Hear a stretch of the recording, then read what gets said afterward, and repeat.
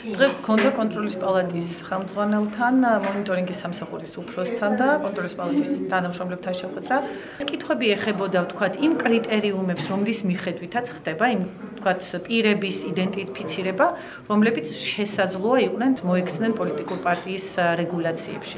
საბოლოო ჯამში აღმოჩნდა, რომ კონტროლის პალატა დეკლარირებული სიტყვებით იგივე პოზიციას იზიარებს, რაც ჩვენ გვაქვს, იგივე წუხილი აქვს და მაგალითად მიაჩნია, რომ პოლიტიკურ პარტიასთან დაკავშირება ან ასოცირება პირისა აუცილებლად პარტიისთვის გაწეულ ხარჯებთან უნდა იყოს მიბმული.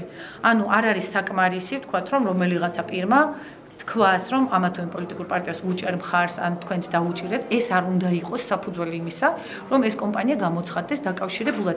თუმცა პრაქტიკაში აბსოლუტურად განსხვავებული მაგალითი გვაქვს და ჩვენ დღესაც ვერ გავიგეთ კონკრეტული პასუხი იმასთან დაკავშირებით, რატომ აღმოჩნდა ახალი თაობა, ახალი ინიციატივი ასეთი მოთხოვნის საგანი.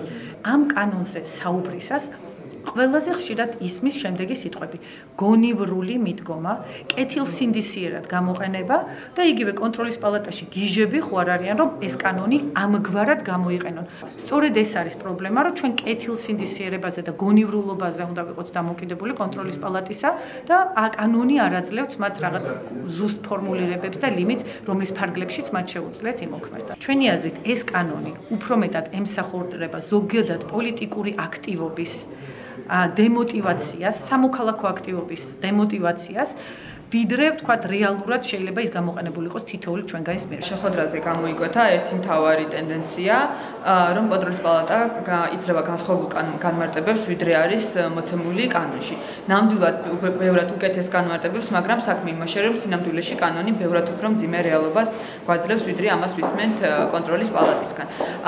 ეს კიდევ ერთხელ ადასტურებს იმას, რომ იმდენად ფართო შესაძლებლობას ანიჭებს კანონი საქართველოს კონტროლის პალატას, რომ შეუძლია როგორც ჩათვლის და ვისთან მიმართებითაც როგორც ჩათვლის, ფაქტურად ისე გამოიყენოს ამ კანონით გათვალისწინებული შეზღუდვები, რაც აბსოლუტურად გაუმართლებლად მიგვაჩნია და კიდევ ერთხელ დავრწმუნდით იმის აუცილებლობაში, რომ კანონის ეს მუხლი უნდა შეიცვალოს ყოველ მიზეზს გარეშე.